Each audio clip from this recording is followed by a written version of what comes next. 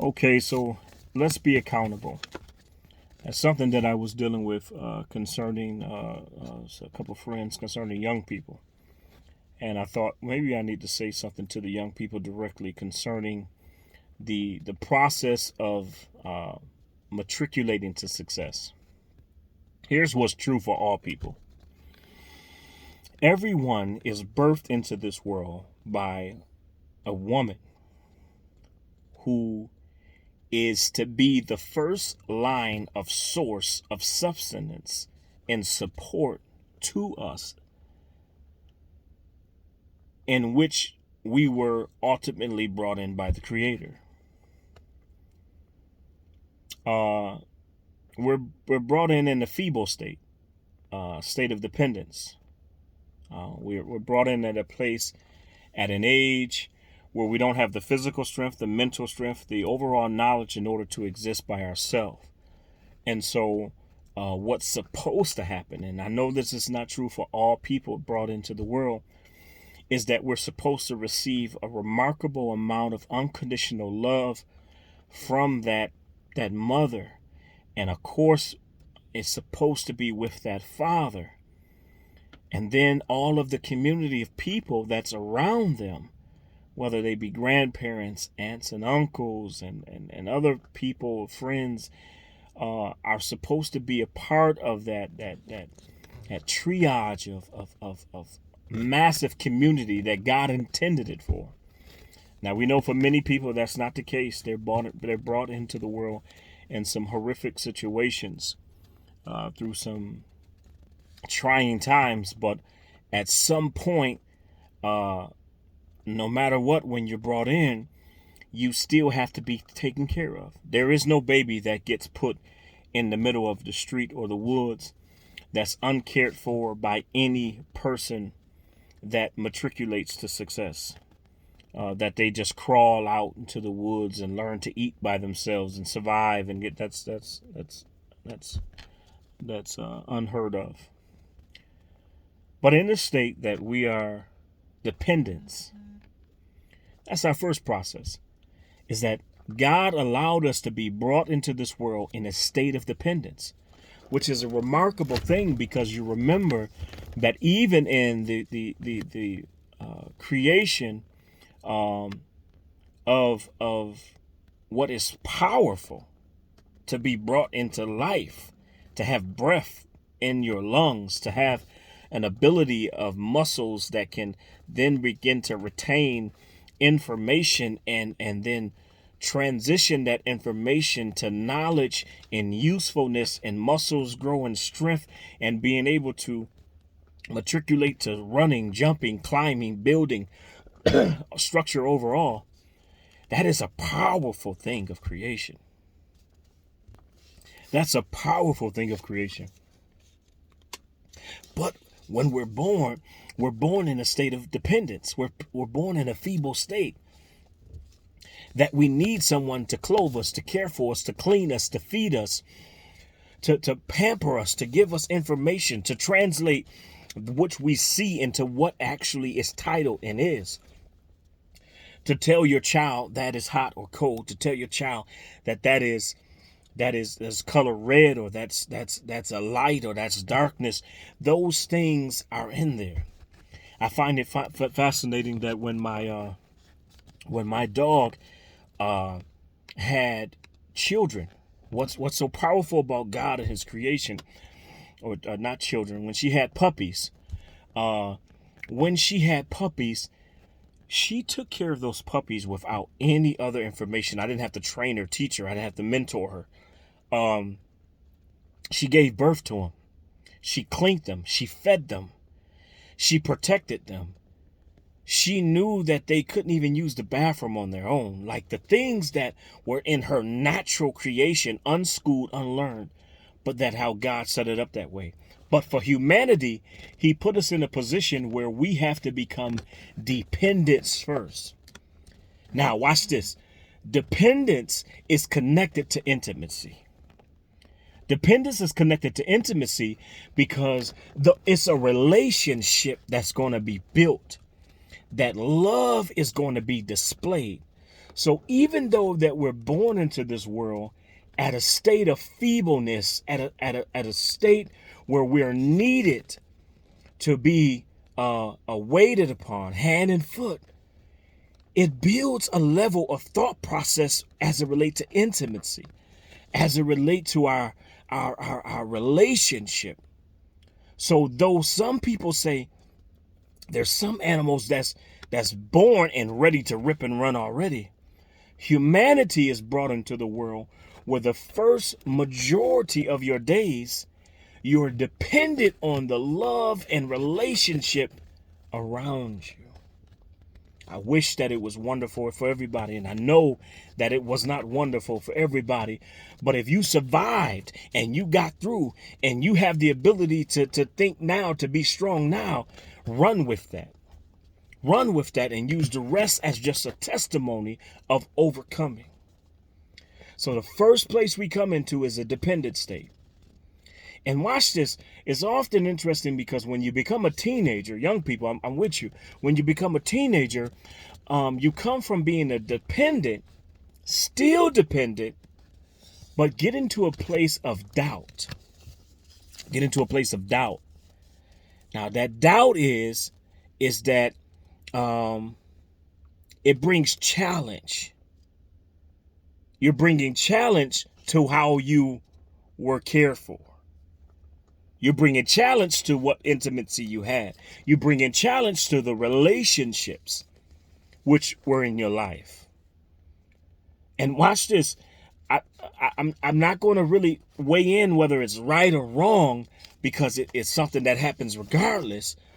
But it's interesting that at an age where most of the reason why your challenge, why your doubt, why your convictions now is starting to happen is because of other influence outside of the community of love you have.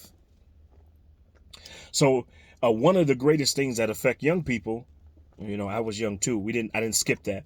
Is that when you look on TV or when you hear something, when you see a billboard, when you see something on the outside, it often looks greater, better, stronger, more bright, more colorful than what you've experienced. And so therefore now you start with your imagination now, start looking at things from an outside perspective, prejudging those things and assuming that what they have looks better than what you've been through, better than the intimacy you have, better than the relations you develop, and now start helping to encourage a doubt within you that will bring a sense of challenge to that which have been intimate with you, that thing that have been a caregiver of you. And so now what you have had that got you to where you are, you start challenging whether it has been good enough for you. And I believe that brings a unstable situation in the mind, because right after that stage of challenge and right after that stage of doubt, right, that your conviction now start to be an issue, and you start looking at the things around you in which you were cultivated and start challenging them, is that you're getting to a place where you're about to enter adulthood, which, watch this, which will usher you or platform you into independence, whether you're ready or not. Yeah, whether you're ready or not. Life will not wait on you. It won't pause for you. Life won't give you the benefit of the doubt. Life will come at any level. Watch this. And it won't hold up for you.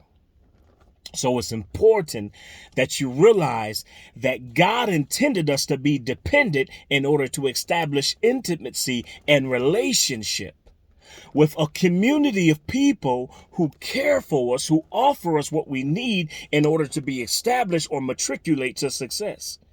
Then when we get to that place where now outside influences are happening and we begin to challenge or doubt or bring a conviction to those things that surround us, then we have to consider that when independence comes, it's going to put you in a position, whether you're ready or not, And it's going to put you in a place where you're going to have to now bring decision in. So from dependence to decision, with the in-between factor being doubt, can often send you into a rocky place at your start. Independence means you are becoming on your own. That is going to put you in a place where your decisions literally will affect every step you make and outcome, and affect the matriculation of that process. So if you've been raised by good parents with good structure and good systems around you, and you were matriculating towards success, and then doubt came in, and you held on to that doubt and conviction and became a little rebellious and became a little bit more challenging and a little bit more problematic in your teen years, and then all of a sudden you're put into this independent role, then now you realize things are a lot harder for you, because the decision you make now is not being made for you. It's the one that you're making, but you have to live with whatever that result is. You have to live with whatever decision you made. And it puts you into a place where independence can be destructive. It's inevitable, but it can be destructive. Independence can be delaying. Independence can be an abundance of happiness for someone, and then it can be a catastrophic amount of abundance of negativity for someone. Because independence is going to put you at a place where now you're not challenging something or your relationship or the matriculation that you were imparted into, that which you gravitated to. No, now independence is going to bring challenge to you. Now, all the things that you've been arguing back and forth with in that state of doubt, now it's going to come back on you now and start saying, okay, so the intimacy, the relationship, the dependence that you were receiving, that you begin to challenge, you said you know a better way. You say there was a better way. You said there's a different direction you would go in. And now independence coming, guess what? You're at the place where your platform, the spotlight is on you. You have the stage, the microphone is at your lips, and they're waiting to hear what you're going to say, what you're going to do, how you will decide, how effective is your process. That's the matriculation of childhood, of the process that the Creator brought us in. Now, for some of you, you might think, the direction of this seems questionable on what's the relevance. The relevance is God put us through the beginning stages of many years of our lives at a place of dependence where we can establish intimacy and relationship. And so that means that God wants us to begin to, first thing we should know, it should be inside of us, is how to build relationships, how to become into intimacy based on structure and systems taught to us that brought awareness to us to be able to matriculate to success. When doubt came in, it was an influence. Independence is going to come in regardless and then prove that which you were either raised or that which you either resisted. So if things are rough for you in these college age years and this youthful teenage adulthood years, go back to your beginning and realize that the Father intended for me to be dependent in order to establish the intimacy and the relationship that was going to qualify me, establish me, give me strength at a time I wasn't strong, and teach me reliance So now when I get to the state of independence and I seem feeble, I seem dependent, it's no longer that you can truly depend on those parents or that community. He puts you into a place where now you can see he is the one you need to relinquish all of your strengths to and realize you really need him. You're really dependent on him to give you truth, righteousness, direction.